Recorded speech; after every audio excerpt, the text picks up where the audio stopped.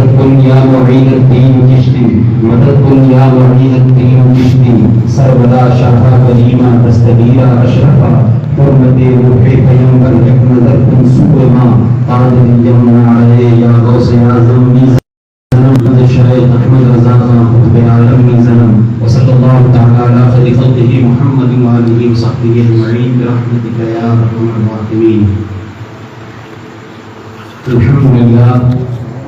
الحمد لله نحمده ونستعينه ونستغفره ونؤمن به ونتوكل عليه ونعوذ بالله من شرور انفسنا ومن سيئات اعمالنا، من يهده الله فلا مضل له ومن يضلله فلا هادي له، ونشهد ان لا اله الا الله وحده لا شريك له، ونشهد ان سيدنا ومولانا محمدا عبده ورسوله، اما بعد وأعوذ بالله من الشيطان الرجيم، بسم الله الرحمن الرحيم۔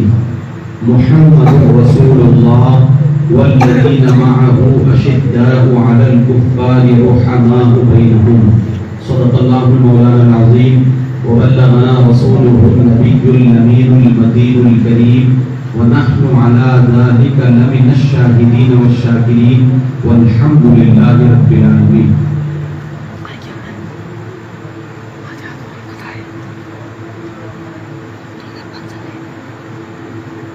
وہ عمر جس کے اعداء پہ شیدا سقر، وہ عمر جس کے اعداء پہ شیدا سقر، اس خدا دوست حضرت پہ لاکھوں سلام۔ تیرے غلاموں کا نقش قدم ہے راہ نجات، وہ کیا بہک سکے جو یہ سراغ لے کے چلے، لحد میں عشق رخ شہ کا داغ لے کے چلے، اندھیری رات سنی تھی چراغ لے کے چلے۔ آئیے سب سے پہلے ہم اور آپ آقائے نامدار مدینے کے تاجدار دونوں عالم کے مالک و مختار جناب محمد رسول اللہ ارواحنا فدار صلی اللہ تعالیٰ علیہ وسلم کے بارگاہ عالیجان میں ایک مرتبہ درود پاک کا نذرانہ پیش کریں اور پڑھیں بآواز بلند، اللہم صل علی سیدنا و شفیعنا مولانا محمد مالک الجود والکرم وعلى آلہ وصحبہ وبارک وسلم، صلوا علیہ صلاة و سلام علیک یا رسول اللہ صلی اللہ تعالی علیہ وسلم۔ حضرات محترم، آج ہم اور آپ اس مختصر سے وقت میں اللہ کے رسول صلی اللہ تعالی علیہ وسلم کے دوسرے خلیفہ حضرت سیدنا امیر المومنین عمر فاروق رضی اللہ تعالیٰ عنہ کے تعلق سے تھوڑی بہت گفتگو کریں گے۔ اللہ تبارک و تعالیٰ مجھے حق بولنے اور ہم سب کو حق پر عمل کرنے کی توفیق عطا فرمائے۔ حضرت عمر فاروق رضی اللہ تعالیٰ عنہ بڑی عظمتوں کے حامل ہیں۔ اللہ تبارک و تعالیٰ نے آپ کو بڑی شان عطا فرمائی ہیں۔ دیکھیں کچھ لوگ صدیوں کے بعد پیدا ہوتے ہیں، کچھ لوگ صدیوں کے بعد پیدا ہوتے ہیں، لیکن کچھ لوگ ایسے ہوتے ہیں جو صرف ایک مرتبہ پیدا ہوتے ہیں، پھر ان کے جیسا کبھی نہیں آتا ہے۔ حضرت عمر فاروق رضی اللہ تعالیٰ انہی لوگوں میں سے ہیں کہ نہ ان سے پہلے کوئی ان کے جیسا تھا، نہ قیامت تک کوئی ان کے جیسا آئے گا۔ اللہ تبارک و تعالیٰ نے بڑی شان حضرت عمر فاروق رضی اللہ تعالیٰ کو عطا فرمائی تھی۔ آپ ابن الوقت نہیں تھے بلکہ آپ ابو الوقت تھے۔ ابن الوقت کہتے ہیں وقت کا بیٹا، ابو الوقت کہتے ہیں وقت کا باپ۔ آپ ابن الوقت نہیں تھے۔ ابن الوقت کا کام یہ ہوتا ہے کہ جیسے حالات ہوں ویسے زندگی کو گزارا جائے، چلو ادھر ہوا ہو جدھر کی، لیکن ابو الوقت کا کام یہ ہوتا ہے کہ وہ ادھر نہیں چلتا جدھر کے ہوا لے کے جا رہی ہے، بلکہ وہ زمانے کو اپنے مطابق پھیر لیتا ہے، وہ زمانے کو اپنے مطابق کر لیتا ہے، وہ زمانے کے پیچھے پیچھے نہیں چلتا ہے بلکہ زمانے کو اپنے پیچھے لے کے چلتا ہے۔ اور ایک مومن کی شان بھی یہی ہے، مومن اس زمانے کا غلام نہیں ہے بلکہ آقا ہے، اس زمانے کا پابند نہیں ہے بلکہ وہ مالک ہے، مختار ہے، بلکہ اللہ تبارک و تعالیٰ قرآن پاک میں ارشاد فرماتا ہے وَسَخَّرَ لَكُمُ الشَّمْسَ وَالْقَمَرَ، اللہ تبارک و تعالیٰ نے تمہارے لیے چاند و سورج کو تابع کر دیا ہے۔ ایک جگہ اللہ تبارک و تعالیٰ فرماتا ہے وَشَخَّرَ دن اور رات کو تابع کر دیا ہے۔ ایک جگہ اللہ تبارک و تعالیٰ کا آقا بن کے آیا ہے. خصوصاً مسلمان اس زمانے میں اس زمانے کا آقا ہے, غلام نہیں ہے. اسی لیے ایک مومن اور مسلمان کی شان یہ ہے کہ وہ زمانے کے اور وقت کے پیچھے پیچھے نہیں چلتا ہے, بلکہ اپنی زندگی اس انداز سے گزارتا ہے کہ وقت کو اپنے مطابق کر لیا کرتا ہے.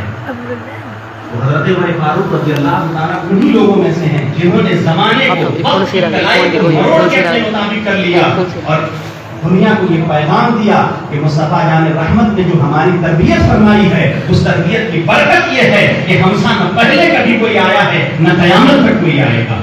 حضرات محترم, یہ شان حضرت عمر فاروق رضی اللہ تعالیٰ کو کہاں سے ملی؟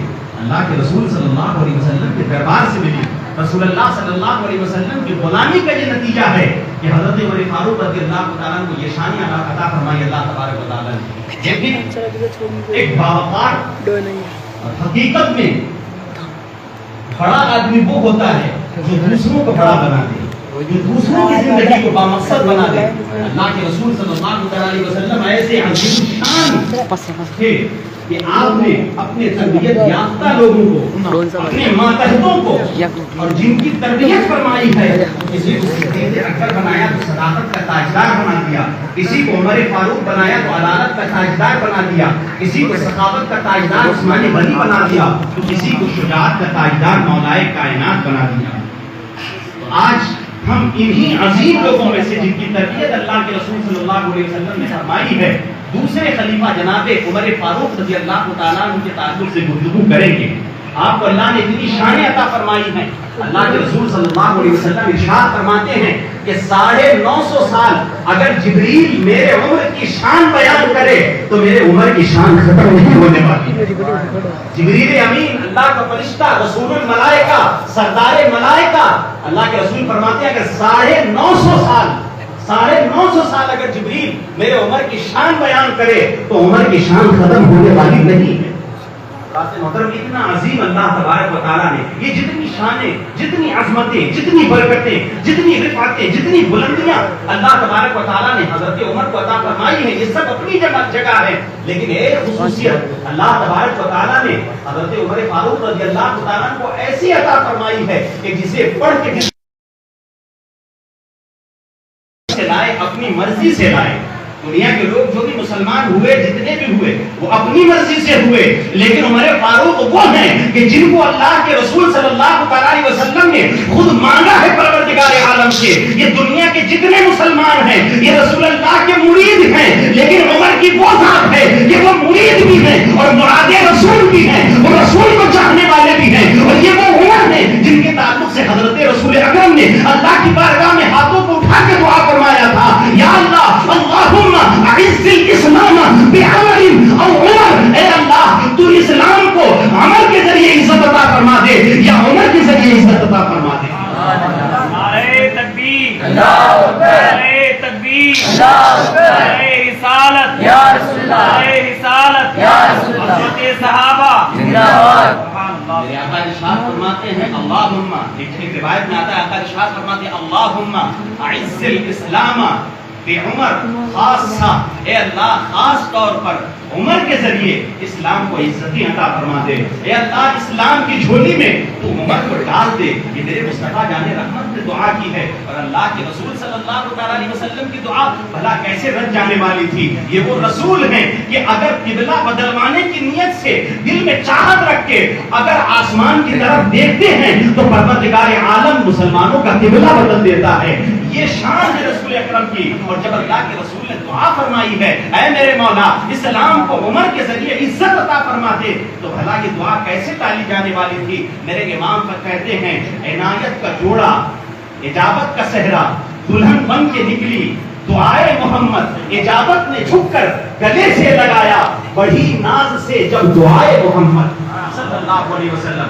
یہ دعا جب اللہ کے رسول نے مانگی کہ اللہ عمر کے ذریعے اسلام کو عزت عطا فرما دے, تو دیکھیں کس طرح یہ دعا قبول ہوتی ہے. آج دعا مانگی ہے, دوسرا ہی دن ہے کہ کفار اسلام کے خلاف میٹنگ کرنے کے لیے بیٹھتے ہیں مکہ کے اندر کہ یہ مسلمان تو بڑی تیزی سے بڑھتے جا رہے ہیں, ان کا کوئی علاج ہونا چاہیے. سارے لوگوں نے مل کر ایک پلان بنایا کہ کیوں نہ محمد کو قتل کر دیا جائے, نہ محمد رہیں گے, نہ اسلام پھیلے گا, نہ مسلمان بڑھیں گے. لیکن لوگوں نے کہا کہ ये कत्ल कौन करेगा और ये काम करेगा कौन? हज़रत उमर रज़ी अल्लाह ताला अभी उस वक्त ईमान नहीं लेकर आए थे। हज़रत उमर कहते हैं कि मैं नबी को कत्ल करूंगा, मैं मोहम्मद को कत्ल करूंगा, माज़अल्लाह, और वहां से चल पड़ते हैं इस इरादे से कि मैं मोहम्मद को कत्ल करूंगा। हज़रत मुहतरम रास्ते में एक शख्स से मुलाकात होती है। एक शख्स से मुलाकात हुई, नंगी तलवार जब हज़रत उमर के हाथ में उन्होंने देखी तो देखने के बाद कहा, ऐ उमर कहाँ जा रहे हो? कहा, मैं मोहम्मद को कत्ल करने जा रहा हूँ। उन्होंने कहा, तुम मोहम्मद को कत्ल करने जा रहे हो? अगर तुमने मोहम्मद को कत्ल कर दिया तो जानते हो बनु हाशिम के लोग, उनके चाहने वाले, उनके बदले में तुम्हें कत्ल कर देंगे, तुम किस होश में हो? हज़रत उमर रज़ी अल्लाह ताला ने जब ये सुना तो आपको जलाल आ गया। आपने फरमाया, लगता है तू भी अपने बाप दादा का दीन छोड़कर मोहम्मद पर ईमान लेके आ गया है। उन्होंने फरमाया, हाँ, मैं भी मुसलमान हो चुका हूँ। इतना सुनना था। हज़रत उमर ने जलाल में तलवार को उठाया और फरमाते हैं कि मैं मोहम्मद के पास बाद में जाऊंगा, पहले तेरे सर को उड़ा देता हूँ। और जैसे ही तलवार लेकर उनकी तरफ बढ़े हैं तो वो कहते हैं, उमर, नबी को बाद में कत्ल करना, मेरी गर्दन को बाद में सर को तन से जुदा करना, पहले जाकर अपने बहनोई की खबर ले ले, जाकर अपने बहन को दे, वो भी उसी नबी का कलमा पढ़ते हैं कि जिन्हें कत्ल करने के लिए जा रहा है। इतना सुनना था। हज़रत उमर का और जलाल बढ़ जाता है और आप पलट जाते हैं वहां से और अपने बहन और बहनोई के घर आते हैं। आने के बाद दरवाजे को बजाया, दस्तक दी, अंदर हज़रत खब्बाब रज़ी अल्लाह ताला अल्लाह के रसूल के प्यारे सहाबी हज़रत उमर की बहन को और उनके बहनोई को कुरान पढ़ा रहे थे। लेकिन जैसे ही उमर ने दरवाजे को खोलने के लिए कहा तो उन्होंने हज़रत खब्बाब को जल्दी से खोलने के लिए छिपा दिया और बहन ने आके दरवाजे को खोला। हज़रत उमर दाखिल हुए। फरमाया, तुम क्या कर रहे थे? ये कैसी आवाज आ रही थी और तुम लोग क्या कर रहे थे? मैंने सुना है कि तुम मोहम्मद पर ईमान लेकर आ गए हो, बाप दादा का दीन तुमने छोड़ दिया है। तो बहन ने कहा, हाँ। बहनोई ने कहा, हाँ, हमने दीन छोड़ दिया है इसलिए कि बाप दादा का दीन झूठा था और जो दीन मोहम्मद लेके आए हैं वो दीन सच्चा दीन है। वो दीन गरीबों की फिक्र करता है, वो दीन एक खुदा की इबादत करना सिखाता है, वो दीन सच बोलना सिखाता है। वो दीन जो पहले हम मानते थे वो दीन झूठा था, मोहम्मद का दीन सच्चा है, हमने दीन को छोड़ दिया है। इतना सुनना था। हज़रत उमर बढ़ते हैं आगे, बहनोई को मारना शुरू किया, बहन को मारना शुरू किया। मारते मारते दोनों को लहू लहान कर दिया, खून बहने लगा। हज़रत रसूल अकरम आलम सल्लल्लाहु अलैहि वसल्लम के गुलाम मार खा रहे हैं। हज़रत उमर बहनोई को मारते हैं, बहन बचाने आती है, बहन को भी मारते हैं। जब बहन का खून बहने लगता है तो बहन ललकार के कहती है, आखिर वो भी तो उमर की बहन थी, कहती है, ऐ उमर, तू हमारे जिस्म का एक एक कतरा खून तो निकाल सकता है लेकिन हमारे दिल से नबी की मोहब्बत नहीं निकाल सकता है। हम नबी के जामे इश्क के मोहब्बत के मस्त हैं, हम नबी के जामे मोहब्बत के मस्त हैं। ये वो नशा नहीं जिसे तुलसी उतार दे, अरे ये दुनिया के नशे हैं जो दवाओं से और खटाई से चले जाते हैं। ये नबी की मोहब्बत का नशा है। कायनात में अभी तक कोई चीज ऐसी पैदा नहीं हुई है जो नबी की मोहब्बत के नशे को उतार सके। हम नबी के जामे मोहब्बत से मस्त हैं। ये वो नशा नहीं जिसे तुलसी उतार दे। जब बहन की ये बात सुनते हैं, जब ये बहन का ये जज्बा ईमानी देखते हैं तो कहते हैं, अच्छा दिखाओ तुम पढ़ क्या रहे थे, मुझे दिखाओ तो सही तुम पढ़ क्या रहे थे। आपकी बहन कहती है, उमर नहीं, तुम नापाक हो, तुम नापाक हो, हम तुम्हारे हाथ में मुकद्दस किताब नहीं दे सकते। अब जो उमर ने कहा तो क्या करना होगा? कहा, पहले तुम नहाओ, गुस्ल करो। हज़रत उमर ने गुस्ल किया। गुस्ल करने के बाद कहा, लाओ अब तो मुझे वो किताब दो। हज़रत उमर ने जैसे ही आसमानी किताब कुरान मुक़द्दस को पढ़ना शुरू किया है, आयात को पढ़ते जा रहे हैं, आयात को पढ़ते हैं और जैसे ही इस आयत मुबारका पर पहुंचते हैं जिसका मफ़हूम ये है, अल्लाह फरमाता है कि नमाज पढ़ो, मेरी ही इबादत करो और मेरे जिक्र के लिए मेरी ही इबादत करो। जब ये कलाम कुरान मुक़द्दस के अंदर हज़रत उमर फारूक रज़ी अल्लाह ताला पढ़ते हैं और जब इस आयत से गुजरते हैं तो कहते हैं कि मुझे भी मोहम्मद के पास ले चलो, मुझे नबी से मिलना है। हज़रत मोहतरम वो सहाबी जो बहन और बहनोई को कुरान पढ़ा रहे थे, कोने के अंदर बैठे हुए थे, फौरन निकल के आ जाते हैं और कहते हैं, सुभान अल्लाह, ऐ उमर, कल मेरे मुस्तफा ने तुम्हारे लिए दुआ फरमाई थी, ऐ अल्लाह इस्लाम को उमर के जरिए इज्जत अता फरमा दे। और आज मुझे ये लगता है कि अल्लाह ने नबी की दुआ को कबूल फरमा लिया। सुभान अल्लाह, सुभान अल्लाह। हज़रत मोहतरम हज़रत उमर रज़ी अल्लाह ताला अन्हु अपने बहन के घर से رسول اکرم سید عالم صلی اللہ تعالیٰ علیہ وسلم کی بارگاہ میں پہنچتے ہیں. اللہ کے رسول صلی اللہ علیہ وسلم زید بن ارقم کے گھر میں ٹھہرے ہوئے تھے. اللہ کے رسول اندر موجود تھے. کچھ صحابہ کرام حضرت امیر حمزہ اور دیگر صحابہ دروازے پر پہرا دے رہے ہیں. اللہ کے رسول اندر موجود ہیں. یہ وہ زمانہ ہے جب مسلمان چھپ چھپ کر اسلام کی تبلیغ کیا کرتے تھے, چھپ چھپ کر نمازیں پڑھا کرتے تھے, چھپ چھپ کر عبادت کیا کرتے تھے. حضرات محترم حضرت عمر جیسے ہی اس گھر کی طرف بڑھتے ہیں, حضرت امیر حمزہ رضی اللہ تعالیٰ عنہ ارشاد فرماتے ہیں, اگر یہ عمر تلوار لے کر آ رہے ہیں, اگر نیک نیت سے آ رہے ہیں تو ٹھیک ہے, ورنہ آج ان کا سر انہی کی تلوار سے الگ کر دیا جائے گا. حضرت امیر حمزہ یہ بھی بڑے بہادر تھے, لیکن حضرت عمر رضی اللہ تعالیٰ جیسے ہی گھر کے قریب ہوتے ہیں, ادھر بذریعے وہی اللہ تبارک و تعالیٰ نے اللہ کے رسول کو سارے حالات سے آگاہ کر دیا. میرے آقا صلی اللہ علیہ وسلم باہر تشریف لاتے ہیں, اور تشریف لانے کے بعد آگے بڑھے, حضرت عمر کے دامن کو پکڑا اور تلوار کو پکڑا. پکڑنے کے بعد کہا, اے عمر کب تک کھڑے رہو گے؟ کیا جب تک ذلت تمہارے سر پر مسلط نہیں ہو جاتی تب تک کھڑے رہو گے؟ اتنا کہنا تھا, عمر کے ہاتھ سے تلوار گر جاتی ہے اور رسول اللہ کا کلمہ پڑھ کر مسلمان ہو جاتے ہیں. اشہد ان لا الہ الا اللہ واشہد ان محمدا عبدہ ورسولہ. حضرت محترم حضرت عمر نے جب کلمہ پڑھا ہے تو صحابہ کرام کے درمیان خوشی کی لہر دوڑ گئی. حضرت عمر فرماتے ہیں کہ جب میں ایمان لے کر آیا تو مسلمانوں نے اتنی بلند آواز میں نعرہ لگایا کہ سارے مکہ کے لوگوں نے اس نعرے کی آواز کو سنا. مسلمانوں کی خوشی کا عالم یہ تھا, اور کیوں نہ خوش ہوتے. آج کے دن سے پہلے مسلمان جو عبادت کیا کرتے تھے وہ چھپ کے کیا کرتے تھے, لیکن جب عمر مسلمان ہوئے بارگاہ رسالت میں آ کر عرض کرتے, یا رسول اللہ ہم سچے ہیں, ہمارا دین سچا ہے. آقا نے فرمایا, ہاں ہمارا دین سچا ہے, ہمارا قرآن سچا ہے, ہمارا خدا سچا ہے. کہا ہاں خدا سچا ہے, قرآن سچا ہے.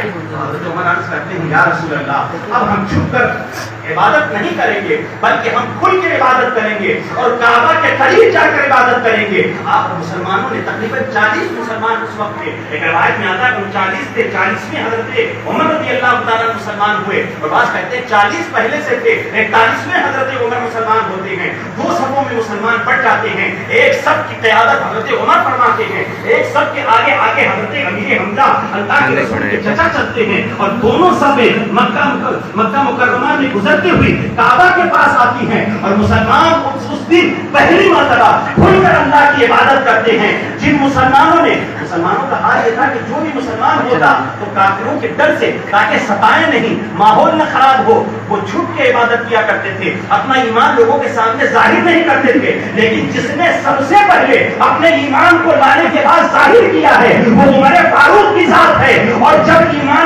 جس کے ایمان لانے کے بعد کھلے عام اسلام کی تبلیغ ہونا شروع ہوئی ہے وہ بھی حضرت عمر فاروق رضی اللہ تعالیٰ عنہ.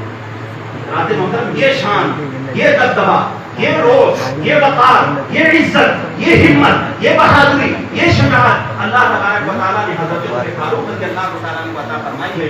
لیکن اس کے باوجود آپ حضرت عمر کی زندگی کا مطالعہ کر کے دیکھیں, آپ حضرت عمر کی زندگی کو پڑھ کر دیکھیں گے تو نہایت سادہ زندگی, نہایت سادگی کے ساتھ اپنی زندگی کو آپ نے گزارا, اور عدل و انصاف اس دنیا کے اندر آپ نے قائم کیا ہے. نیائے کو اس دنیا کے اندر پھیلانے والی اگر کوئی ذات ہے تو اسے عمر فاروق رضی اللہ تعالیٰ عنہ کہا جاتا ہے. سادگی کے ساتھ آج ہم جو درس حضرت عمر فاروق کی زندگی سے حاصل کریں گے وہ ہے سادگی سے زندگی کو گزارنا, اور عدل کو قائم کرنا, انصاف کرنا, نیائے کو پھیلانا. حضرات محترم, سادگی ایک ایسی چیز ہے کہ انسان جب تک سادگی کو اختیار کرتا ہے اللہ تبارک و تعالیٰ اسے بلندیاں عطا فرماتا ہے. اور عدل اور انصاف ایک ایسی چیز ہے جس کے ذریعے امن پھیلتا ہے. فرمایا گیا کہ کوئی بھی ملک بھوکمری کا شکار ہونے کے بعد تو آباد رہ سکتا ہے, کوئی بھی ملک غریبی کا شکار ہونے کے بعد تو آباد رہ سکتا ہے, لیکن ظلم کے ہوتے ہوئے کوئی بھی ملک آباد نہیں رہ سکتا ہے. کسی بھی ملک میں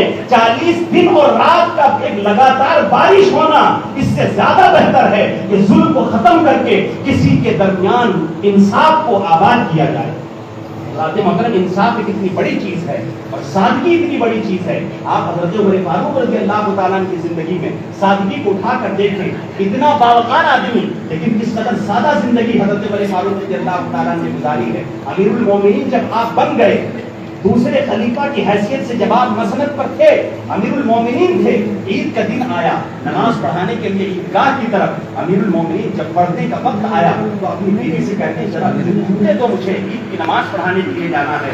حضرات محترم آپ کی بیوی کہتی ہے جوتے تو بڑے پرانے ہو گئے ہیں، اتنی مرتبہ ان کی سلائی ہو چکی ہے کہ اب ان کو درست نہیں کیا جا سکتا ہے۔ حضرت عمر فاروق رضی اللہ تعالیٰ نے کہا ٹھیک ہے کوئی بات نہیں، بغیر جوتے کے چلے جائیں گے۔ بیوی نے کہا بغیر جوتے کے چلے جائیں گے، لوگ کیا کہیں گے؟ آپ نے ارشاد فرمایا اس کی پرواہ کون کرتا ہے؟ لوگوں کا کیا ہے؟ وہ تو کچھ بھی کہتے رہتے ہیں۔ لوگوں کا کیا ہے؟ وہ آج کچھ کہتے ہیں، کل کچھ کہتے ہیں۔ عمر اس کی پرواہ نہیں کرتا ہے۔ عمر کو پرواہ ہے تو اس بات کی ہے کہ عمر کے بارے میں رب کیا کہتا ہے، عمر کے بارے میں رسول کیا کہتے ہیں۔ عمر اس بات کی پرواہ نہیں کرتا کہ لوگ کیا کہتے ہیں، عمر کو اس سے فرق نہیں پڑتا کہ لوگ کیا کہتے ہیں۔ حضرات محترم، حضرت عمر فاروق رضی اللہ تعالیٰ جب عیدگاہ کی طرف بڑھتے ہیں تو ایک شخص نے راستے کے اندر کہا کہ اے عمر جوتے نہیں پہنے، اے عمر جوتے نہیں پہنے، عید کی نماز پڑھانے کے لیے جا رہے ہو، عیدگاہ میں جا رہے ہو، جوتے نہیں پہنے۔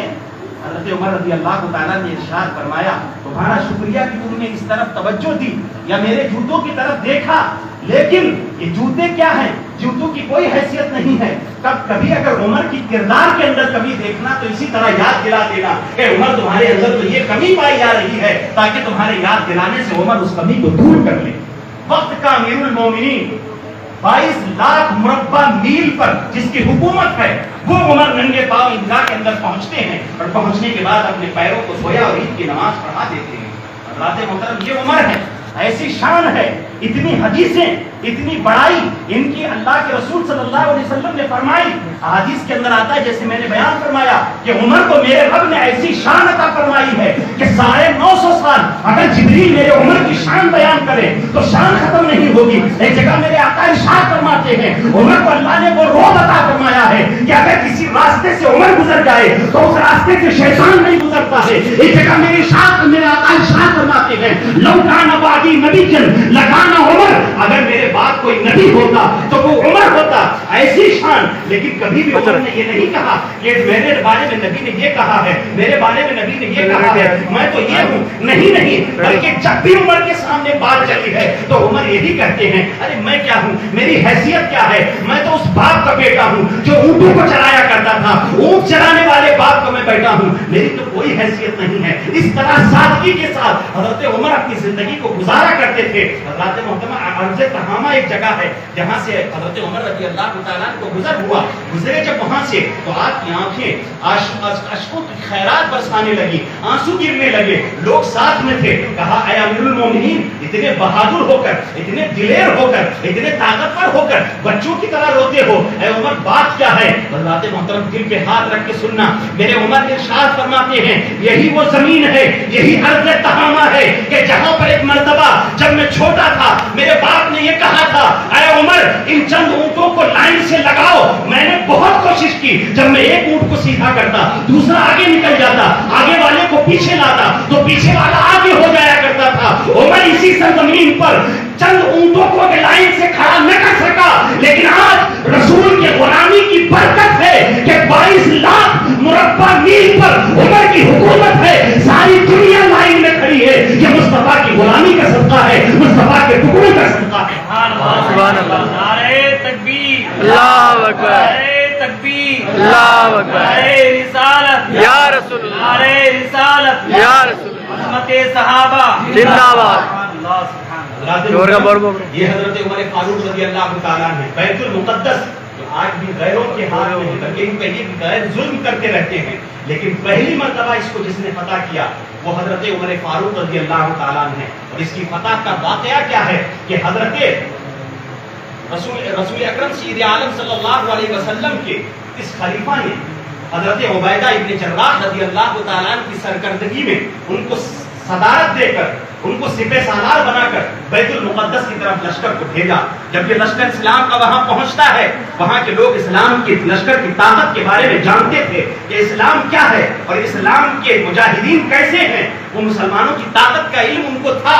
جب یہ لشکر پہنچتا ہے تو اس جگہ کا پادری، اس شہر کا پادری اس قلعے کے دیوار پر آتا ہے اور آنے کے بعد کہتا ہے اے مسلمانوں تم اپنے سردار کو میرے پاس بھیج دو، میں اپنے اس شہر کی چابیاں دے دوں گا، بیت المقدس تمہارے حوالے کر دیا جائے گا، تمہیں لڑنے کی ضرورت نہیں ہے، تمہیں جنگ و جدال کرنے کی ضرورت نہیں ہے، خون بہانے کی ضرورت نہیں ہے، ہم یہ بیت المقدس تمہارے حوالے کر دیں گے، چابیاں تمہیں دے دیں گے، تم اپنے سردار کو بھیج دو۔ لوگوں نے حضرت عبیدہ ابن جراح رضی اللہ تعالیٰ عنہ کو اس کے پاس بھیجا۔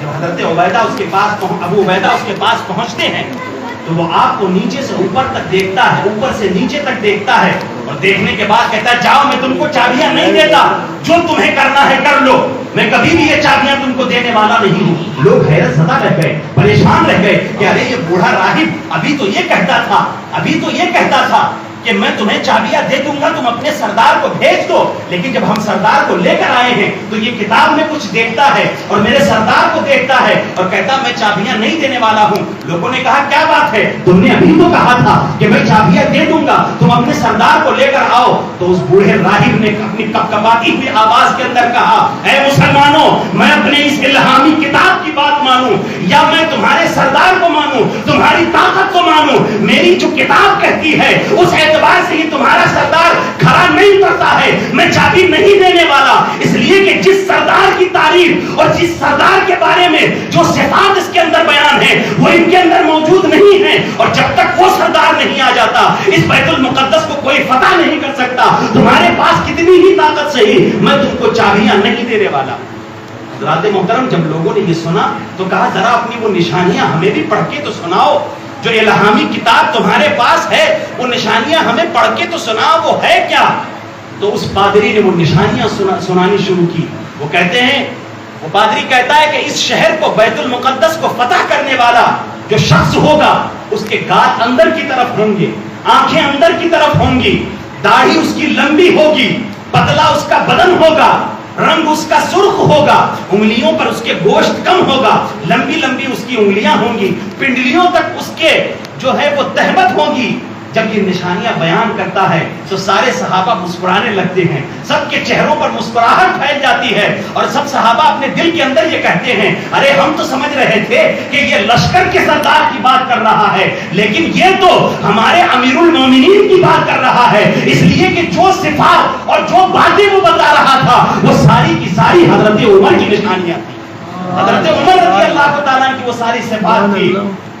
جلدی سے ایک خط حضرت عمر رضی اللہ تعالیٰ کی طرف لکھا گیا اور کہا گیا اے عمر یہاں تشریف لائیے، آپ کی بڑی ضرورت ہے، اور سارے حالات کو بیان کیا گیا۔ اب حضرت عمر 22 لاکھ مربع میل پر حکومت کرنے والا کس شان سے آنا چاہیے، آج بیت المقدس کے بلاوے پر آ رہے ہیں، بلایا گیا ہے تب آ رہے ہیں، کس قدر شان سے آنا چاہیے۔ لیکن میں نے کہا کہ سادگی کے ساتھ حضرت عمر فاروق رضی اللہ تعالیٰ نے اپنی زندگی کو گزارا ہے۔ حضرت عمر جب وہاں سے چلتے ہیں تو ایک اپنی ذاتی اونٹنی لے کر چلتے ہیں اور اس پر اس کے اپنے ساتھ ایک غلام کو لیتے ہیں اور غلام کو اس طرح لے کے چلتے ہیں، راستے میں باری لگاتے ہیں کہ تھوڑی دیر میں بیٹھوں گا اونٹنی پر اور تم پیدل چلو گے، اور تھوڑی دیر تم اونٹنی پر بیٹھو گے، میں پیدل چلوں گا۔ اس طرح اترتے چڑھتے حضرت عمر فاروق رضی اللہ تعالیٰ آ رہے ہیں، بیت المقدس کے قریب جب پہنچتے ہیں تو غلام کے بیٹھنے کی باری ہے۔ جب شہر آنے لگا اور اس کی در و دیوار فصیل نظر آنے لگی، ٹیلے نظر آنے لگے، تو اب غلام کے بیٹھنے کی باری ہے۔ غلام کہتا ہے سرکار میرے آقا اے امیر المومنین آپ بیٹھ جائیں، دشمنوں کا شہر شروع ہونے والا ہے۔ آپ نے فرمایا نہیں، باری تمہاری ہے، بیٹھو گی بھی تم ہی، میں پیدل چلتا ہوں۔ غلام کو بیٹھا کر بیت المقدس کے اندر امیر المومنین داخل ہوتے ہیں، پھٹے پرانے کپڑے ہیں، پھٹے ہوئے چمڑے کے موزے پہنے ہوئے ہیں، آگے بڑھ رہے ہیں، اور جب آگے بڑھتے ہیں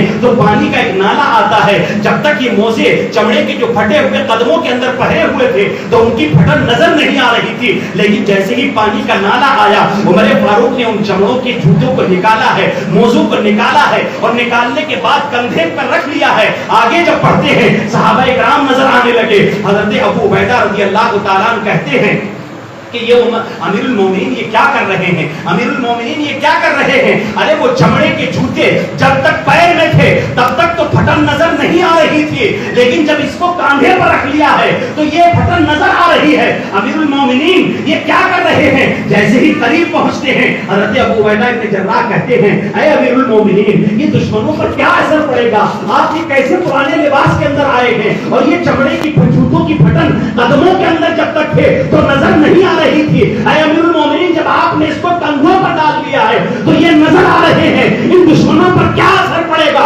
اتنا سننا تھا۔ حضرت عمر کو جلال آ جاتا ہے، خون آنکھوں میں اتر آیا۔ آپ جلال میں ارشاد فرماتے ہیں اے ابو عبیدہ اگر تیرے سوا کوئی یہ بات کرتا تو میں اس کو سزا دیتا۔ آپ نے زمین سے کنکریوں کو اٹھایا، اٹھا کر ابو عبیدہ کی طرف مارا اور فرماتے ہیں اگر کوئی دوسرا یہ بات کرتا تو میں اس کو سزا دیتا۔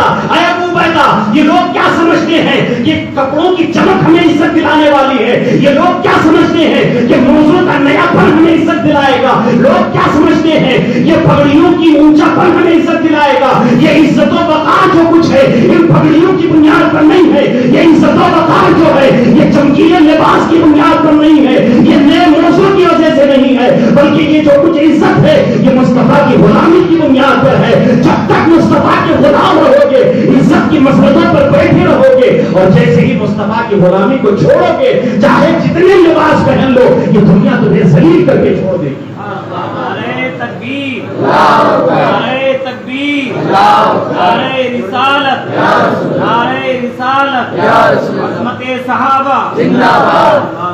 حضرات محترم یہ حضرت عمر فاروق رضی اللہ تعالیٰ عنہ کس قدر سادگی سے زندگی گزاری ہے، اور جب اتنی سادہ زندگی گزاری ہے تو دیکھیں اللہ تبارک و تعالیٰ نے کتنی بلندیاں عطا فرمائی ہے۔ میرے آقا ارشاد فرماتے من تواضع للہ رفعہ اللہ۔ آقا ارشاد فرماتے جو اللہ کے لیے نیچا ہوتا ہے، جو اللہ کے لیے تواضع اختیار کرتا ہے، اللہ تبارک و تعالیٰ اسے بلند فرما دیتا ہے۔ تواضع کا عالم یہ ہے، لیکن اللہ نے عمر کو وہ طاقت عطا فرمائی، وہ حکومت عطا فرمائی کہ صرف انسانوں کے سروں اور دلوں پر عمر کی حکومت نہیں تھی، بلکہ عمر کو اللہ نے وہ جلال اور وہ ہیبت اور وہ طاقت عطا فرمائی کہ اگر غصے سے سورج کو دیکھیں تو اس کی روشنی کم ہو جائے، اگر وہ زمین تیل پی جائے، اگر وہ تیل نکالنے کے لیے زمین کو کہے تو زمین تیل کی الٹیاں کر دے۔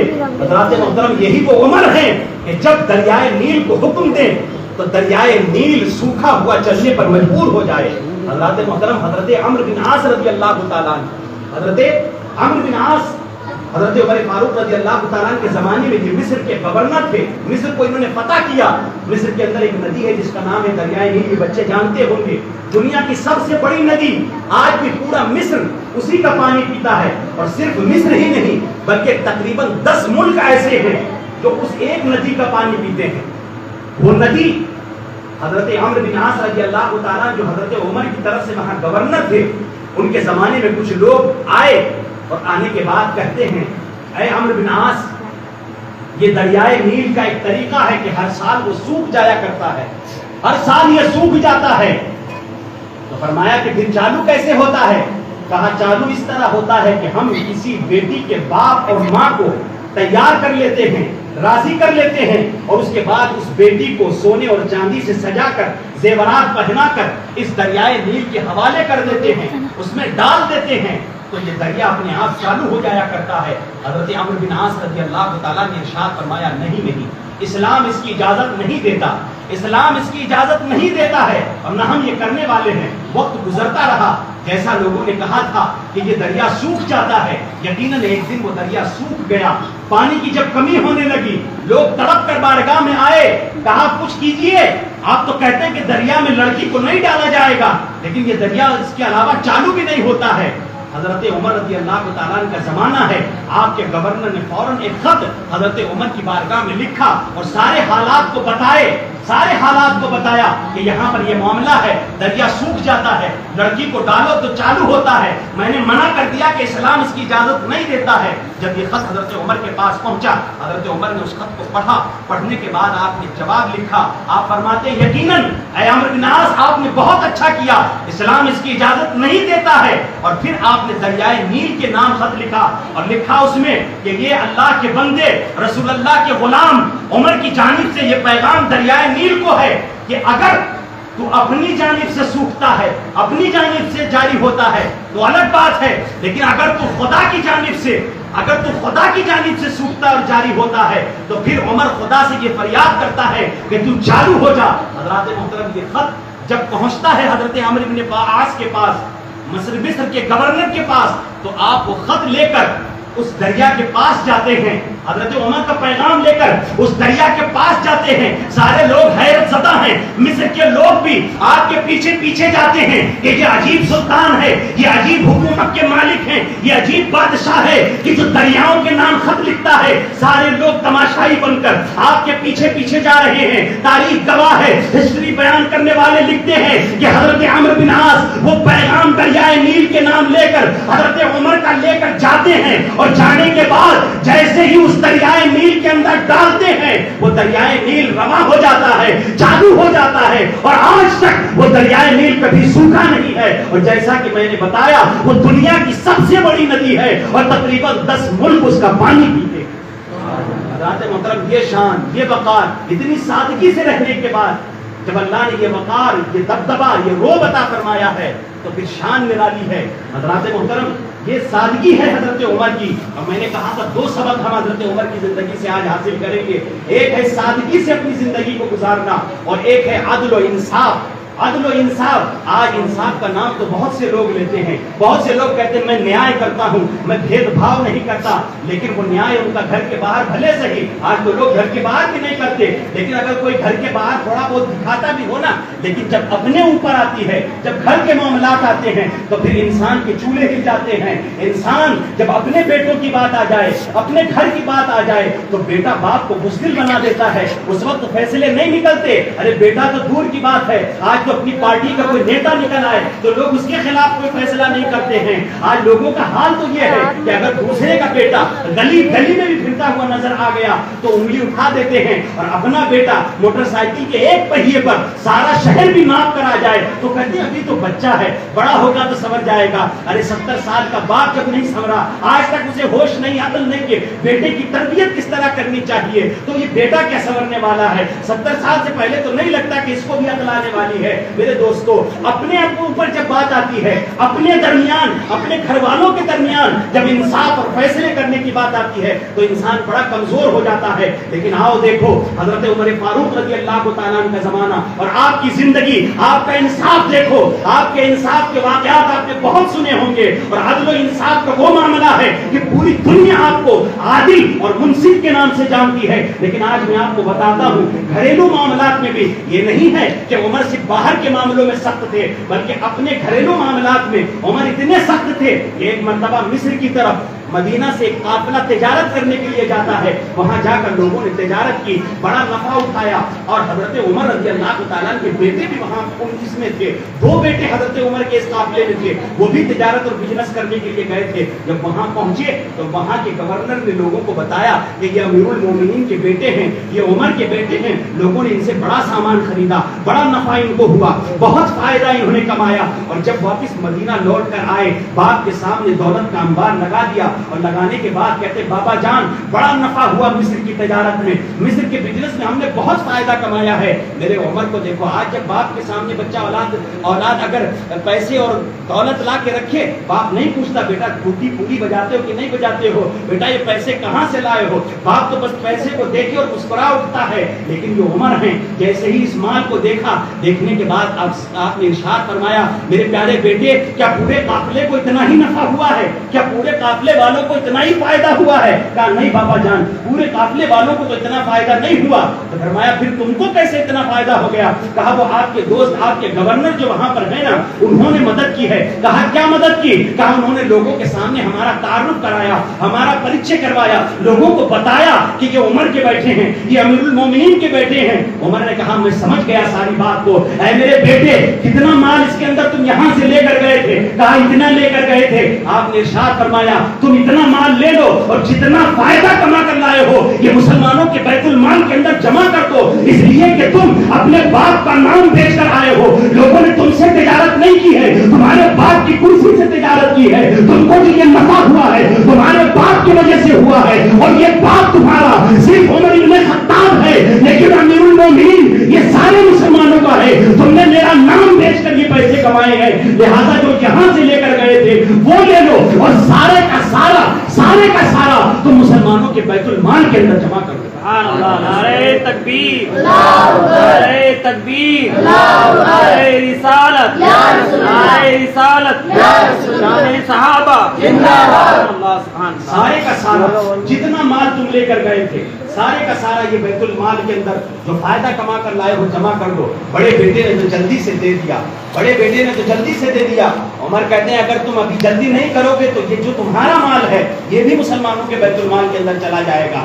بڑے بیٹے نے جلدی کی, چھوٹا بیٹا ذرا ہچکچایا تو بڑے بیٹے نے بھائی کی طرف دیکھا اور دیکھنے کے بعد کہا بھائی دے دے, ہم اس دنیا کے اندر بھی فخر کریں گے کہ اس امیر المومنین عمر کے بیٹے ہیں کہ جس نے نہ حرام خود کمایا ہے اور نہ ہمارے پیٹ میں جانے دیا ہے اور نہ ہمیں حرام کمانے کی تعلیم دیتا ہے. اے بھائی لوٹا دے, یہاں بھی فخر کر اور کل قیامت میں بھی ہمارا سر بلند رہے گا کہ ہم امیر المومنین عمر کے بیٹے. محترم, یہ شان ہے انصاف کی, یہ شان ہے. بڑے واقعات گھریلو معاملات کے اندر ایسے ہیں کہ جہاں لوگوں کے چولہے گر جاتے ہیں, انصاف کا قلم لرز جاتا ہے, لیکن عمر ہے کہ سختی اتنی ہے کہ اوروں کا معاملہ تو دور, اپنے لوگ اگر عزت کے اندر آتے ہیں. ایک مرتبہ خوشبو کی بہت سارا عطر حضرت عمر فاروق رضی اللہ تعالیٰ کے پاس آیا. حضرت عمر کے پاس عطر آیا تو آپ نے گھر کے اندر رکھا اور اس کے بعد اپنی بیوی کو فرمایا کہ وہ عطر جو آیا تھا نا وہ لے کر آؤ.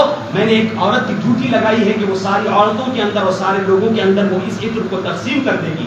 آپ کی اہلیہ جو تھی, آپ کی بیوی, ان کو عطر بڑا پسند تھا تو انہوں نے کہا میں تقسیم کر دیتی ہوں عطر. آپ نے فرمایا نہیں, تم تقسیم نہیں کرو گی بلکہ وہ فلاں عورت کرے گی. آپ کی بیوی عمر کی بیوی تھی نا, بیویاں تو بیویاں ہوتی ہیں, کہا مجھ پہ شک ہے, مجھ پہ بھروسہ نہیں کرتے, ارے میں تقسیم کر دیتی ہوں. آپ نے فرمایا نہیں تم تقسیم مت کرو. کہا نہیں, مجھے بتانا پڑے گا کہ میں تقسیم کیوں نہ کروں, وہ تقسیم کیوں کرے, کیا مجھ پر بھروسہ نہیں. حضرت عمر فاروق رضی اللہ تعالیٰ نے ارشاد فرمایا نہیں تم پر بھروسہ تو ہے لیکن میں تمہیں تقسیم کرنے کی اجازت اس لیے نہیں دیتا کہ تمہارے جسم کو, تمہارے ہاتھ کو یہ عطر لگے گا, یہ خوشبو لگے گی, اور میں یہ ڈرتا ہوں کہ کہیں ایسا نہ ہو کہ تمہارے دوپٹے کو یہ خوشبو لگ جائے اور کل قیامت میں میرا رب مجھ سے پوچھے کہ یہ خوشبو تو مسلمانوں کی تھی, تیرے بیوی کے ہاتھوں اور جسم پر اور تیرے بیوی کے دوپٹے پر یہ خوشبو کیسے لگ گئی, اس لیے تم یہ خوشبو تقسیم نہیں کرو گی بلکہ فلاں عورت اس خوشبو کو تقسیم کرے گی. حضرات محترم, اتنا سننا تھا کہ آپ کی بیوی کی آنکھیں اشکبار ہو جاتی ہیں, آنکھیں چھلک پڑتی ہیں اور کہتی ہیں کہ کل رب مجھے لگتا ہے, امید ہے کہ میرا رب مجھے صرف اس لیے معاف فرما دے گا کیونکہ میں عمر کی بیوی ہوں, عمر کی محترم. یہ انصاف, یہ سادگی دنیا کو دکھائی آپ نے. اور حکومت جیسا کہ میں نے بتایا کہ چھوٹی موٹی حکومت نہیں تھی, 22 لاکھ مربع میل پر حضرت عمر فاروق رضی اللہ تعالیٰ کی حکومت تھی. اس وقت کے سپر پاور ایران, روم, فارس, کسرا, یہ سب کچھ حضرت عمر فاروق رضی اللہ تعالیٰ کے لشکر نے اپنے قدموں تلے روم ڈالا تھا. اتنی جلیل القدر حکومت اللہ نے عطا فرمائی تھی, لیکن اس کے باوجود اتنی سادگی سے اور کس طرح اپنی رعایا اور اپنے فوجیوں کی فکر کے ساتھ زندگی کو گزارتے تھے. آج ہم اپنے حکمرانوں کا حال دیکھیں, لوگ بھوکے مرتے رہے, لیکن حکمران کا, ہمارے پیشواؤں کا, ہمارے لیڈروں کا لباس 1 لاکھ روپے کا ہونا ہے تو وہ 90,000 کا نہیں ہو سکتا.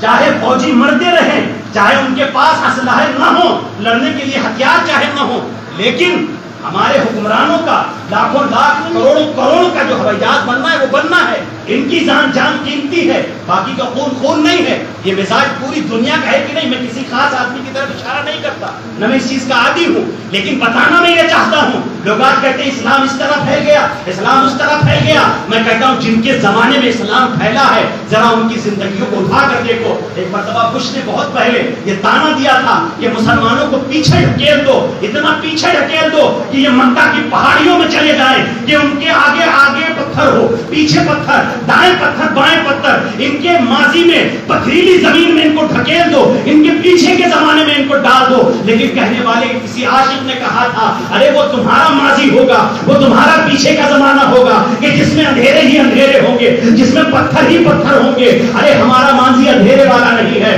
ہمارا جو پچھلا زمانہ ہے وہ اندھیرے والا نہیں ہے. ہم تو کہتے ہیں ہمیں پیچھے پہنچا دو جہاں عمر کی عدالت کے جلوے ہو, ہمیں پیچھے پہنچا دو جہاں علی کی شجاعت کے جلوے ہو. ہم تو کہتے ہیں پیچھے پہنچا دو جہاں صدیق کی صداقت نظر آئے, جہاں خالد بن ایوب کی شجاعت نظر آئے, جہاں محمد ابن قاسم جیسا بہادر نظر آئے, جہاں صلاح الدین ایوبی کے تلوار کی کڑک نظر آئے. وہ تمہارا ماضی اور تمہارے پچھلے دن ہوں گے جن میں اندھیرا ہے. ہمارے پچھلے دنوں میں اندھیرا نہیں, بلکہ یہ قوم تو ہماری آج اللہ رسول کے راستے سے ہٹ گئی ہے, ورنہ جو ماضی ہمارا تابناک ہے اس کے تو کہنے ہی کیا ہے.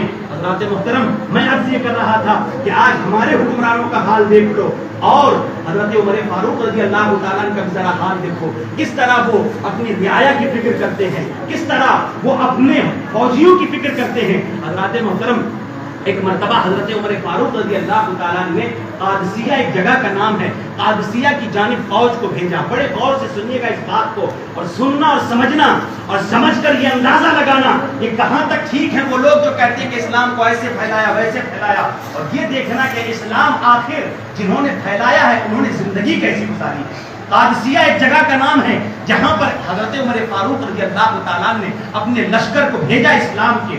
جب لشکر حضرت سعد بن ابی وقاص رضی اللہ تعالیٰ کی سرداری میں وہاں پہنچ گیا تو کچھ دن گزر گئے, کچھ وقت گزر گیا, وہاں سے کوئی خبر جب نہیں آئی تو حضرت عمر فاروق رضی اللہ تعالیٰ گھبرا گئے. خبر نہیں آ رہی ہے, ماجرا کیا ہوا, اکیلے تنے تنہا, کوئی ساتھ میں نہیں, کوئی فوجی نہیں, کوئی دستہ نہیں. رستے پہ آ کر مدینے کے باہر اس رستے پر بیٹھ جاتے جو قادسیہ سے آیا کرتا تھا, جہاں فوج گئی ہوئی تھی, راستے میں آ کے بیٹھ جاتے, جو آتا اس سے پوچھتے مسلمانوں کا حال کیا ہے, مسلمانوں کا لشکر کس حال میں ہے, فتح ہوئی ہے, کیا ہوا, مسلمانوں کے بارے میں کچھ بتاؤ. جو آتا ہے امیر المومنین لپٹ کے اس کے گھوڑے کے لگام کو تھام لیتے ہیں, پوچھتے بتاؤ تو صحیح. کوئی پیدل آتا ہے اس کے بارگاہ میں جاتے ہیں, اسے کہتے ہیں ذرا بتاؤ مسلمانوں کا حال کیسا ہے. عمر ہے, لوٹ جاتے ہیں, اجالا ہوتا ہے, پھر آ کر بیٹھ جاتے ہیں, اندھیرا ہوتا ہے, لوٹ جاتے ہیں. عمر مدینہ کی گلیوں میں آ کر قادسیہ کے راستے پر بیٹھ جاتے ہیں, انتظار کرتے ہیں میرے مولا مسلمانوں کا کیا بنا, کیا حال ہوا. ادھر سعد بن وقاص جنگ کر رہے ہیں, اللہ نے مسلمانوں کو فتح عطا فرما دی. اس وقت حال یہ تھا کہ مسلمان دور دور مدینہ سے باہر بس گئے تھے, وہ آیا نہیں کرتے تھے زیادہ مدینہ میں کہ وہ امیر المومنین کو چہرے کو پہچانتے ہو. حضرت سعد بن وقاص جب جنگ کو جیتے تو آپ نے قاصد کو بھیجا, ایک پیغام پہنچانے والے کو روانہ کیا اور لکھا کہ اللہ نے جنگ میں فتح عطا فرما دی ہے, جا کر امیر المومنین کو خبر دے دینا. اب یہ شخص تیز گھوڑے سے نکلتا ہے. عمر فاروق رضی اللہ تعالیٰ کو اس نے بہت پہلے کبھی جوانی میں دیکھا تھا, آج حضرت عمر کا بڑھاپا آ چکا ہے, گال اندر چلے گئے ہیں, انگلیوں سے گوشت ختم ہو گیا ہے, داڑھی سفید ہو گئی ہے, اب پہچان میں اس طرح نہیں آتے جس طرح جوانی میں تھے. آپ راستے کے اندر بیٹھے ہوئے ہیں, حال وہی ہے, کوئی بھی آتا ہے پوچھتے مسلمانوں کا کیا حال ہے, لشکر کا حال کیا ہے, مجھے ذرا بتاؤ تو صحیح. راستے کے اندر بیٹھے ہوئے ہیں, وہ شخص گھوڑا دوڑاتے ہوئے جب آتا ہے مدینہ کے قریب پہنچتا ہے, حضرت عمر اچانک آگے بڑھتے ہیں, بڑھ کے اس کے گھوڑے کے لگام کو پکڑ لیتے ہیں. پکڑنے کے بعد کہتے ہیں قادسیہ سے آ رہے ہو, کہاں, ہاں وہیں سے آ رہا ہوں. مسلمانوں کا حال کیا ہے, لشکر کیسا ہے. تو اس نے کہا کہ کوئی غلام ہے, پھٹا ہوا بوسیدہ امامہ ہے, پرانے کپڑے ہیں, پرانے جوتے ہیں, سمجھا کوئی غلام ہوگا. کہا چچا اللہ نے اسلام کے لشکر کو فتح عطا فرما دی ہے. اتنا کہنا تھا کہ وہ گھوڑے کو مدینہ کی طرف ایڑ لگا دیتا ہے, دوڑانا شروع کرتا ہے. امیر المومنین پیچھے پیچھے دوڑتے ہیں اور دوڑتے ہوئے پیچھے پیچھے پوچھتے ہیں اے شخص بتا تو صحیح کس طرح جیت ہوئی. اس نے بتایا بہت اچھی جیت رہی. کہا اسامہ ابن زید کیسے ہیں, تو کہا وہ ٹھیک ہے. حضرت عمر جو دوڑ رہے ہیں وہ آگے آگے گھوڑے پر ریڑ لگا رہا ہے, مدینہ کی طرف دوڑا رہا ہے. عمر پیچھے پیچھے دوڑتے ہیں اور جنگ کے حالات کو پوچھ رہے ہیں. کہتے اسامہ ابن زید کیسے ہیں, کہا ٹھیک ہے. میرے خالد ابن ولید کا کیا حال ہے, کہا وہ بھی ٹھیک ہے. اسی حالت میں دوڑتے دوڑتے حضرت عمر کا جوتا نکل گیا ہے. اب عمر ننگے پیر دوڑ رہے ہیں, دوڑتے دوڑتے پوچھتے ہیں کہ سپہ سالار اور اس جنگ کے سالار اور سردار حضرت سعد بن وقاص کا حال کیا ہے. کہا چچا وہ بھی ٹھیک ہے, مجھے جانے دو.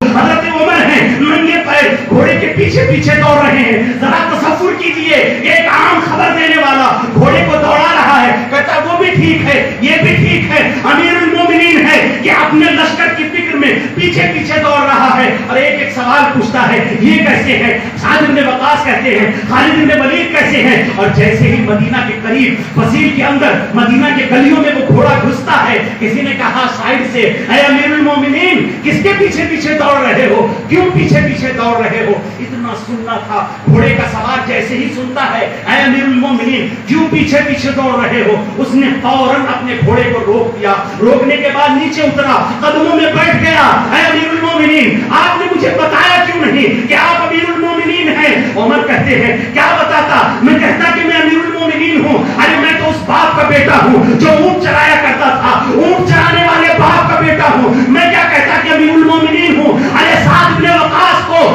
جنگ کے میدان میں بھیج کر اس سروں کی طرح یہ مدینہ میں بیٹھا ہوا ہے بوڑھا، یہ کیا کہتا امیر المومنین ہے؟ میں کس منہ سے بتاتا؟ تو یہ بتا جنگ کے حالات کیسے ہیں، جنگ کے حالات کیسے ہیں. اور جب مدینہ کی گلیوں کے لوگ اس حالت کو دیکھتے ہیں، سارے لوگوں کے آنکھوں سے آنسو گرنے لگتے ہیں. ایک زبان ہو کر مدینہ کی عوام کہتی ہے اے عمر جب تک اسلام پر تیرا سایہ باقی ہے اسلام کے بال کو بھی کوئی پاکا نہیں کر سکتا. سبحان اللہ. نعرہ تکبیر، نعرہ تکبیر، نعرہ رسالت، نعرہ رسالت، نعرہ صحابہ زندہ باد، ہمت صحابہ زندہ باد. یہ سرکار عمر فاروق رضی اللہ تعالیٰ عنہ اس طرح زندگی آپ نے گزاری. تب اسلام ایسا پھیلا ہے.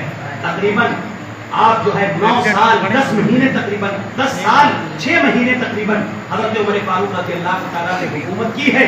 ایک مستشرق یورپ کا سائنسدان ریسرچ اسکالر یہ کہتا ہے کہ اگر عمر 6 مہینے صرف اور حکومت کر لیتے تو دنیا کے کونے کونے میں اسلام کا جھنڈا لہرا جاتا. وہ حضرت عمر فاروق رضی اللہ تعالیٰ کی زندگی ہے. لیکن اس کے باوجود یہ روب، یہ دبدبا، یہ طاقت، لیکن میں نے بتایا کس طرح سادگی سے زندگی گزاری، کس طرح عدل و انصاف کے ساتھ زندگی گزاری. اور ساری زندگی یہ دعا کرتے رہے اے اللہ عمر کو مدینے میں شہادت کی موت عطا فرما، اے اللہ عمر کو مدینے میں شہادت کی موت عطا فرما. اور بڑا دردناک واقعہ ہے. حضرت عمر فاروق رضی اللہ تعالیٰ کی شہادت کا وقت اجازت نہیں دیتا. المختصر سنیے کہ حضرت عمر رضی اللہ تعالیٰ نماز پڑھا رہے ہیں اور نماز پڑھاتے ہوئے آپ نے کہا صفوں کو سیدھی کر لو، جگہ خالی ہے پر کر لو، آگے آ جاؤ. آپ کو قتل کرنے والا ایک مجوسی ابو لولو جس کا نام تھا حضرت مغیرہ ابن شعبہ رضی اللہ تعالیٰ کا یہ غلام تھا. کسی معاملے میں یہ حضرت عمر فاروق سے ناراض ہو گیا تھا، طویل واقعہ ہے، لیکن یہ سب کے اندر آگے آ گیا اور ایک خنجر چھپا کے لایا تھا اور بڑھ کر اس نے حضرت عمر فاروق رضی اللہ تعالیٰ پر حملہ کیا. نبی کے مصلی پر عمر کھڑے ہوئے ہیں اور یہ تابڑ توڑ حضرت عمر فاروق رضی اللہ تعالیٰ پہ حملے کرتا ہے، آپ کے پیٹ پر حملے کرتا ہے. بڑی دردناک ہے اسلام کی داستان کہ اسلام اتنی آسانی سے ہم تک نہیں پہنچا. ہم تو صرف سمجھتے کہ کربلا کا واقعہ ہوا ہے، یقیناً کربلا کا واقعہ بڑا عظیم واقعہ ہے، لیکن آپ اٹھا کر دیکھیں کیسے کیسے لوگوں نے اسلام کو پھیلانے بچانے کے لیے اسلام کی خدمت کے لیے جانوں اور خون کی قربانی کی ہے. حضرت عمر پر وہ حملے کرتا ہے، لوگ فوراً اس کو پکڑتے ہیں، پکڑ کر مارتے ہیں. اور ایسے ہی ایک عراقی شخص نے اس کے اوپر کپڑے کو ڈال دیا بڑے سے، وہ اس سے نکل نہ سکا. اور جب سمجھا کہ میں اب پکڑا گیا تو اس نے وہیں اپنے آپ کو خنجر مار کر خودکشی کر لی. لیکن حضرت عمر فاروق پر جو حملہ کر چکا تھا جلدی جلدی آپ کو لایا گیا. لانے کے بعد آپ کو دوا پلائی گئی تو دوا ساری زخم سے باہر نکل گئی. دودھ پلایا گیا تو دودھ بھی باہر نکل جاتا ہے. شہادت کا وقت قریب آ چکا ہے میرے یار. جب دیکھیں شہادت کا وقت سارے لوگوں کی شہادت کی گواہی دینے کوئی نہ کوئی آئے گا، کسی کے شہادت کی گواہی دینے بدر کا میدان آئے گا، کسی کے شہادت کی گواہی دینے احد کے پہاڑ آئیں گے، کسی کے شہادت کی گواہی دینے کربلا کی مٹی آئے گی. لیکن میرے عمر کی جب باری آئے گی تو میرے عمر کی شہادت کی گواہی دینے نبی کا مصلی آئے گا، نبی کی محراب آئے گی، مسجد نبوی آئے گی، سارا مدینہ آئے گا. یہ شان ہے میرے عمر فاروق. اور جب آپ کی شہادت قریب ہوئی، آخری بات سنیے، جب شہادت کا وقت بالکل قریب ہوا تو آپ نے اپنے بیٹے کو حضرت عائشہ صدیقہ رضی اللہ تعالیٰ عنہا کے پاس بھیجا اور بھیجنے کے بعد کہا کہ بیٹا جا کر عائشہ سے اجازت لے کر آؤ کہ عمر، کیونکہ ایک آدمی کی یہ دفن ہونے کی جگہ ابھی گنبد خضرا کے اندر باقی ہے، ام المومنین عائشہ نے اپنے لیے رکھ رکھی ہے، جا کر ہاتھ جوڑ کر ام المومنین ماں عائشہ صدیقہ رضی اللہ تعالیٰ عنہا سے عرض کرنا کہ عمر اپنے دوستوں کے ساتھ ابو بکر کے پاس اپنے شفیق آقا رسول اکرم کے قریب دفن ہونا چاہتا ہے، اگر اجازت مرحمت فرما دے تو غریب کا بھلا ہو جائے گا۔ بیٹا عائشہ صدیقہ رضی اللہ تعالیٰ عنہا کے پاس آیا، آنے کے بعد کہا امی جان عمر کی حالت بہت نازک ہے، اب آخری سانسیں عمر گر رہا ہے، اور آخری التجا میں آپ کے پاس عمر کی لایا ہوں، اور وہ یہ ہے کہ عمر اپنے یاروں کے ساتھ سونا چاہتا ہے، گنبد خضرا میں دفن ہونا چاہتا ہے۔ حضرت عائشہ نے کہا کہ اپنی قبر کی جگہ تو کوئی کسی کو نہیں دیتا ہے، کی حالت دیکھ رہے ہیں نا ہمارا باپ بیٹا بھائی باپ کو، بھائی کو زمین کے لیے مار دیتا ہے، کس قدر حالات ہیں۔ تو قبر کی زمین ایک باقی ہے، حضرت عائشہ نے اپنے لیے رکھی تھی، عمر کہتے دے دو ماں، ام المومنین دے دیجئے۔ حضرت عائشہ فرماتی ہیں اپنی قبر کی زمین کوئی کسی کو نہیں دیتا، لیکن جب عمر نے مانگی ہے تو عمر نے اسلام کا کام بہت کیا ہے، نبی کے دین کو بہت پھیلایا ہے، ان کی سنت اور طریقے کو زندہ کیا ہے۔ یہ زمین اگرچہ میں نے اپنے لیے باقی رکھی تھی، لیکن میں کسی مسلمانوں کے کسی عام قبرستان میں دفن ہو جاؤں گی، لیکن عمر کو اجازت دیتی ہوں کہ وہ اپنے نبی اور اپنے آقا کے قریب میں آرام فرمائے۔